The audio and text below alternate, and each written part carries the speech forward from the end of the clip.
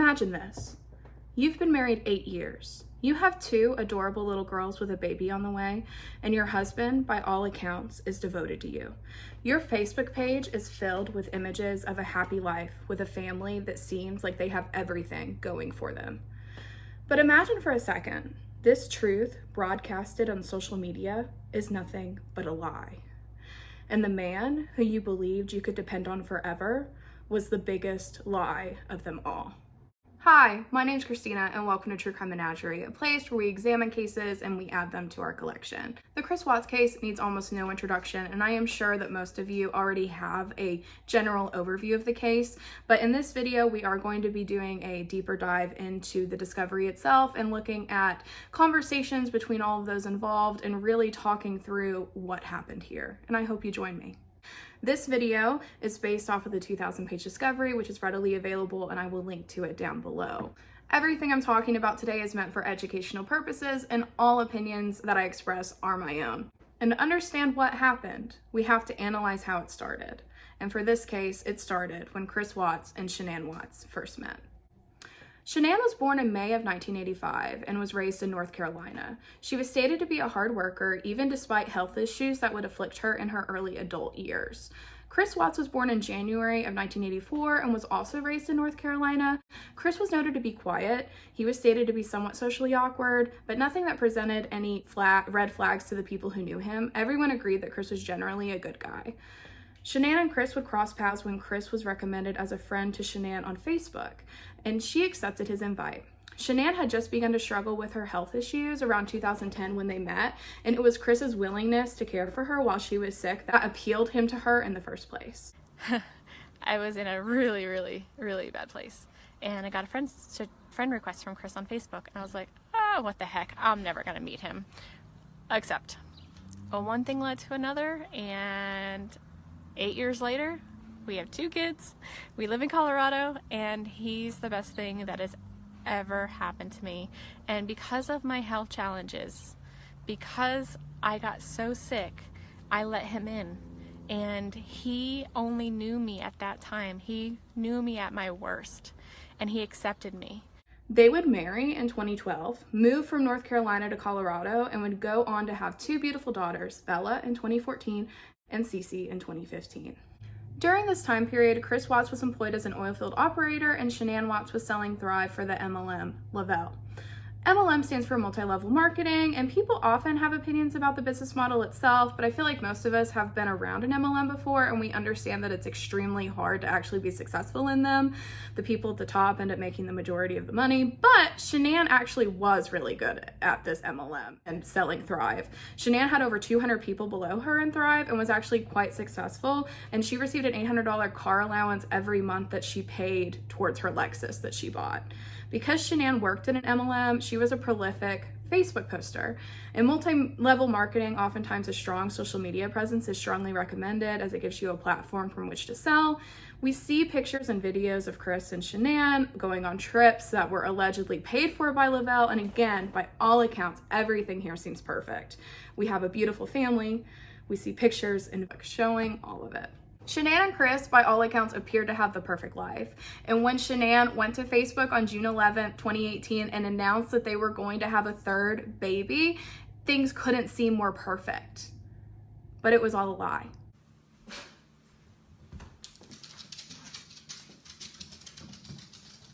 We did it again. I like that shirt. Really? Really? That's awesome.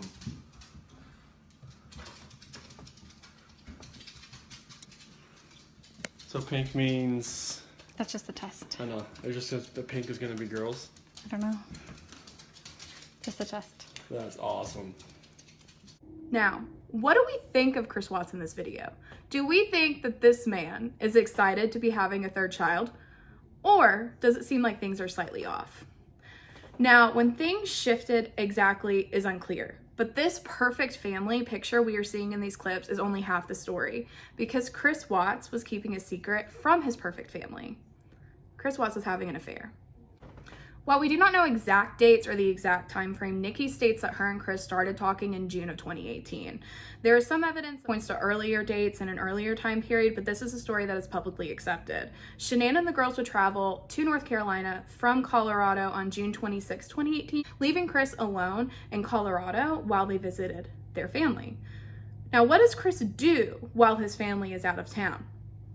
Well, unbeknownst to Shanann, Bella, or Cece, Chris would go to his mistress's house on June 27, 2018, with a box of condoms for them the day after his family would leave for North Carolina.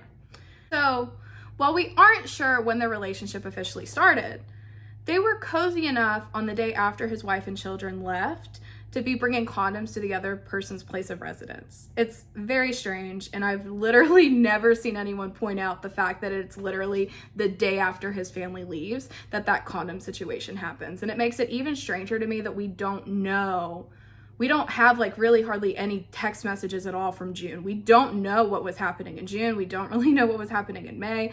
Nicole Kessinger would delete all of her text messages, so what we have is very minimal, and it just makes me wonder, what do we not know? One of the few text messages that we do have from Nikki or Nicole Kessinger's phone is a text message that she sent to Chris right before July 1st, so it was sometime in June. And remember, he's going to her house with condoms on June 27th, so she is sending this text message probably around June 27th, something like that, right before July. And all it says in the discovery and all that we have from it is, are we bad people? We don't have his response, but it's just an interesting text message. That's one of the few that we actually have from the time period. And I do have to say that yes, sleeping with a married man is not the best choice to be making. So there's that. Chris would continue his affair with Nikki while his wife and children are out of town, and you can see Shanann become more and more upset by the distance she was feeling with her husband in text messages. On July 9th, 2018, Nutgate would occur, when Chris's mom, Cindy Watts, would serve ice cream that contained nuts to her grandchildren, knowing that Cece could not have nuts as she was allergic. Now, I do not think that Cindy Watts served the ice cream to Cece directly, but she was serving other children ice cream with nuts, knowing Cece was just a child and would want it and not understand why she couldn't have it. Nutgate is actually quite an event in the Watts story, as it adds a compound of family drama to this entire story. Shanann had in the past been described by friends as a helicopter parent, but if my child was deathly allergic to nuts, I might be too. In the discovery, it's mentioned that prior to their trip in North Carolina, Shanann had requested that Cindy buy specific products to ensure that Cece could eat there safely. From my understanding of the discovery, it looks like Cindy bought off-brand of the same products that did contain nuts in them, and they could potentially be harmful to Cece, and it just caused a gigantic fight. Nutgate is a very interesting part of the Watts story because it's just a lot. You have Shanann leaving the Watts family home, saying that that Cindy is trying to kill her daughter, or doesn't care if she is harmed by the nuts that are in her house. And then you have her reaching out to Chris, being upset because she's saying that his parents are trying to kill their daughter. And it's a lot. It's a lot, and it's interesting to look at. Now, the point for Shanann, Bella, and Cece to go to North Carolina was to visit family. But after July 9th in Nutgate, Shanann did not take the girls back over to the Watts family house, and Chris's parents did not go to Cece's birthday party that was held in North Carolina. Happy birthday to you. Happy birthday, dear Cece. Happy birthday to you. This is not the first time that Shanann and Chris's family had not seen eye to eye. On the contrary, they never had. Cindy, Chris's mom, openly states that she couldn't get along with Shanann to the point that they didn't go to their wedding in North Carolina. And they got married in 2012. Did they get married in North Carolina? They did. Mm-hmm. How was that? We didn't attend. Really? Mm-mm. We didn't attend because Shanann and I just couldn't get along. And I didn't like the way she treated him. There are multiple accounts of Shanann and Cindy having arguments early on, and it doesn't appear that this animosity from the beginning of their relationship ever went away. He looks like a skater boy. Look at his hair. Look how much stuff he puts on his hair. It was just on and on and on, and I just got a bad feeling. Chris Watts arrives in North Carolina to join his family for the final week of their 5-week trip on July 31st. At this time, Shanann is distraught as Chris is not acting interested in her at all. He's refusing sex, won't touch her, act loving in any way. We see text messages from this time period with her friends where she is distraught as Chris has told her he didn't want to have the third baby when previously he had planned and agreed to have that baby. And in the discovery, I will just tell you that I was reading text messages with her friends where she was saying that it was Chris who wanted the baby prior to going to North Carolina, and that it was Chris who was gung-ho about having a baby and that she was unsure. So I don't know what to believe here, but Shanann is saying that until this affair, the North Carolina trip, Chris wanted the baby that she was now pregnant with and was now carrying. And it's heartbreaking to read, to be honest. And what has shocked me the most when re-examining this case is the speed at which everything in the Watts life changes. While reviewing the text messages sent by Shanann, and not just those that I've seen previously in overviews of the case, I now fully see how desperate Shanann was in her final couple weeks. When we look at these messages, we see a woman who's confused. She is watching the man who had come into her life and saved her when she had been at rock bottom be someone she couldn't recognize. I recognize a woman distraught and pleading for the man that she loves to just love her, and it is so heartbreaking to read. What also confuses me about the timeline here is that we know that Shanann and the girls left on June 26th and that he was at Nikki's apartment with condoms on June 27th. But then according to Shanann's friend Amanda and the text messages in the discovery, Chris and Shanann were having phone sex the first week he was in North Carolina. So Chris, what were you actually doing? We still don't know when the affair started. There are some weird searches that Nikki did on her computer per the discovery for Chris and Shanann Watts in 2017, before the crime even occurred, but really we don't know much. Did they really only just first begin to see each other in late June of 2018? The truth is, we just don't know. Now, when Chris arrives to North Carolina for that last week of their 5-week trip, he does see his family. But the relationship he has with Shanann is not going well at this time at all. And from my understanding from reading the notes and everything, Shanann and the girls did not go back over to the Watts house when he came back. It was just Chris who saw his family.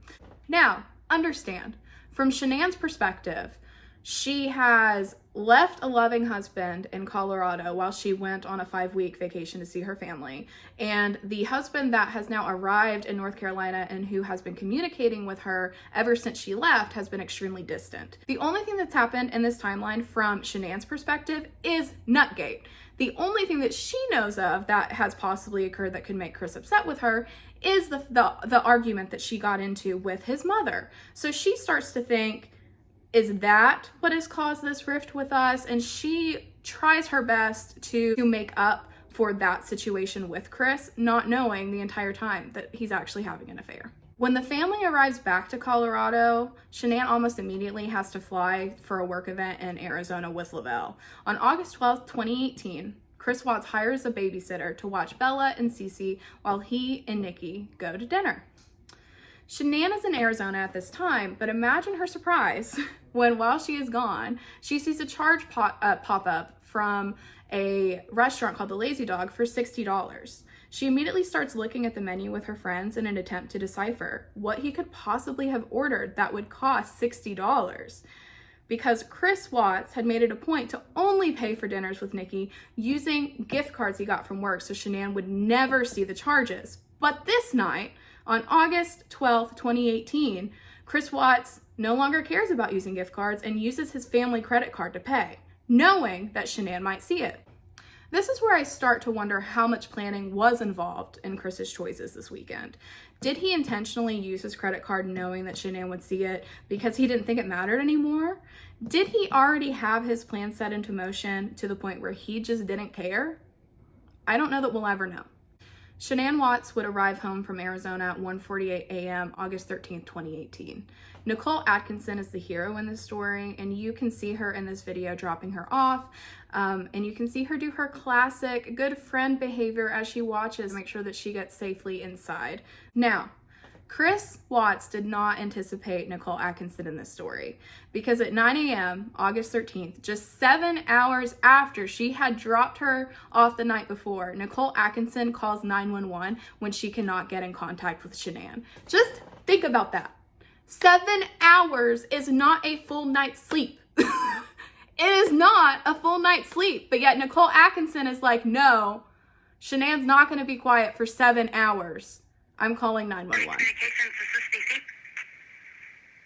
Hi, Stacey. My name's Nicole, and I'm calling because I'm concerned about a friend of mine. I dropped her off at her house at 2 in the morning last night because we were out of town together, and we were on the way back from the airport, and she was having issues, and she's pregnant, and I haven't been able to get a hold of her this morning, and I've gone to her house, and her car's there, and stuff like that, but she won't answer the door, she won't answer phone calls, she won't answer text messages, and I'm just really, really concerned. And she had a doctor's appointment this morning, and she didn't go to it, and I don't know what to do. I've called him and talked to him, and he said that she went on a play date with her other 2 daughters, but, like, if she went on a play date, they're both in car seats. Why would she not take her car? Perfectly understandable. Do you happen to know her address, Nicole? Nicole Atkinson doesn't know much, but she knows that Shanann is not answering any phone calls. She knows that Shanann was supposed to have a baby appointment this morning that she ended up missing. She also knows that she is not answering her text messages, phone calls, her shoes are by the door, her car is in the garage, the car seats are in the car. So she knows that something. Hi. Here, Nicole? Yes. Okay. What's going on? So my friend, we were out of town for a business trip this weekend. Right. And I dropped her off at 2 o'clock this morning. She's 15 weeks pregnant. She wasn't feeling well, and she had a doctor's appointment this morning at 9, and I told her to let me know if she needed me to take her. She's got 2 little girls, and she was very distraught over the weekend, wasn't eating normally or drinking, and we kept trying to force it on her because she's pregnant. Her husband and her supposedly are separating, but she didn't know this. She thought they were just having issues. He disclosed that to me today. Okay. Because I called him, and I was like, have you talked or heard from Shanann since she left for work this morning? Because I can't get a hold of her. I've called, I've texted. Her car's in the garage. Her shoes she wears every single day are by the front door. She only has one vehicle? No, they only have the one vehicle in his work truck. Okay, that's what I'm asking. There's not a... She took the girls and went on a play date, but they're 4 and 2. She went on a play date. Why wouldn't she take in a car? They're both in car seats. Once the officer arrives, we see him examine the outside of the house and also attempt to speak to Chris. When Chris finally arrives home, we see that he appears somewhat flustered, but notice when he enters the garage, he doesn't call out for anyone. Maggie, I'm here. Hang on. Yeah, get me on the phone. Okay, get Matt on the phone. Scott, how you doing? How's it going? So this is the only vehicle she would have? Only one that, yeah. She would drive? Okay. They search the house, find Shanann's phone, wallet, purse, medications, everything she would need for her and the girls are in the house still. Chris's story is that he and Shanann had an emotional conversation that morning when he told her that he wanted to separate. He said that she was going to an unknown friend's house for a play date with the girls, and he states that he knows nothing else. The next door neighbor provides a video of Chris pulling his work truck into the driveway and shows that Shanann and the girls couldn't have left from the front door. But look at how Chris reacts when he knows that this video exists and he sees that you can see him actually placing things into his truck that morning.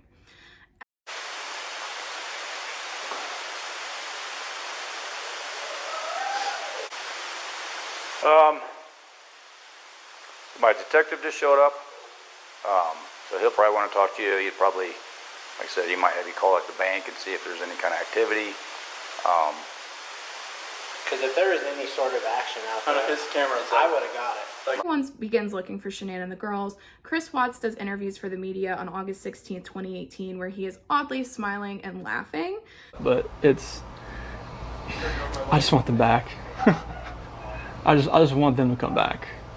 And if if they're not safe right now, that's what's tearing me apart, because it was tearing me apart last night, and I needed that last night. And for nobody to be here last night and to go into their rooms and know that I wasn't going to turn the rain machines on, and I know that I wasn't going to turn their monitor on, and know I wasn't going to kiss them to bed tonight. It was that's why last night was just horrible. I couldn't do it. I want everybody to just come home. Like, wherever they're at, come home. That's what I want. Chris was taken for interrogation, where he told the police he had no idea what happened to Shanann or where she was. They do not believe him, but he does agree to take a polygraph.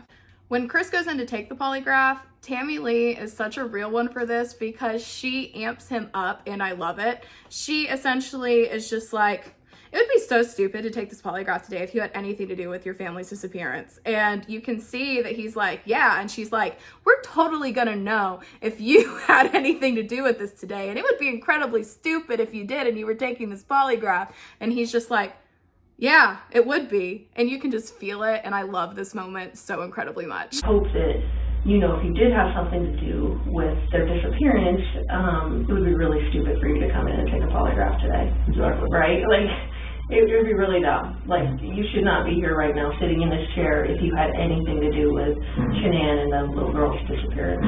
Okay? We see Chris here try to use his mistress as the reason he failed the polygraph, as if to say that he was so nervous about having this secret mistress that was the reason the entire polygraph was failed. Out of it, like, I didn't think anything like that could happen. I don't think I would ever do it, but I did. I know. Keep going. And she accused me of it. I denied it. I cheated on her, and I feel horrible for it. Like, she was pregnant, and it was... Of course, CSI agent Tammy Lee here does not believe him, but she also does something interesting in this part of the interrogation, where she essentially gives Chris an out. Watch this. Chris, did Shanann do something to them? No, I don't know. I'm serious. I have no clue. No, you would have known, because they didn't leave the house. Did Shanann do something to them, and then did you feel like you had to do something to Shanann? No, they were at the house when I left. They were there. They weren't there. They didn't leave. They vanished. They were dead. The only way they could have left is in your truck. There's no way, because, like, I didn't just throw them in my truck. He finally admits to strangling Shanann, but only once Tammy Lee puts to his head that Shanann could have done something that he has to retaliate for. So now Chris says, oh yeah, I could do that. That's not as bad as my entire family, right? So he essentially admits to strangling Shanann, but he says that he did it out of a fit of rage because Shanann strangled the girls. She hurt him? Yeah. And well, no, that's not her. Your girl. Now, the officers didn't believe Chris when he only confessed to killing Shanann, but they did use it as an opportunity to arrest him and place him into custody. Chris Watts then discloses the details of where his family is. While he had not yet admitted to killing his girls, he stated he had placed their bodies at Serby 319. Shanann in a shallow grave, and Bella and Cece, sadly, were found in the oil tanks, the oil batteries themselves. That is where he placed his babies. And I just cannot. Another really weird thing from the discovery that I wasn't sure if I was going to bring up or not is the fact that shortly after Chris Watts had placed his girls in these oil batteries, he looked up the lyrics to a Metallica song called Battery, which, no hate to Metallica, my husband loves Metallica and loves that song. But when you look at the lyrics of this song, which I will put them here, it's just super strange. It's just strange. There's so many weird things about this case that I'm just like, what in the world? other strange things that Chris Watts would do while his family is missing is call the girls' school at 8:15 a.m. on August 13th and allegedly say, "We're selling the house and the girls will not be enrolled there anymore." And then he continued to ask, "They're not there, are they?" He also responded to an email about fantasy football on August 14th while interviewing about his missing children.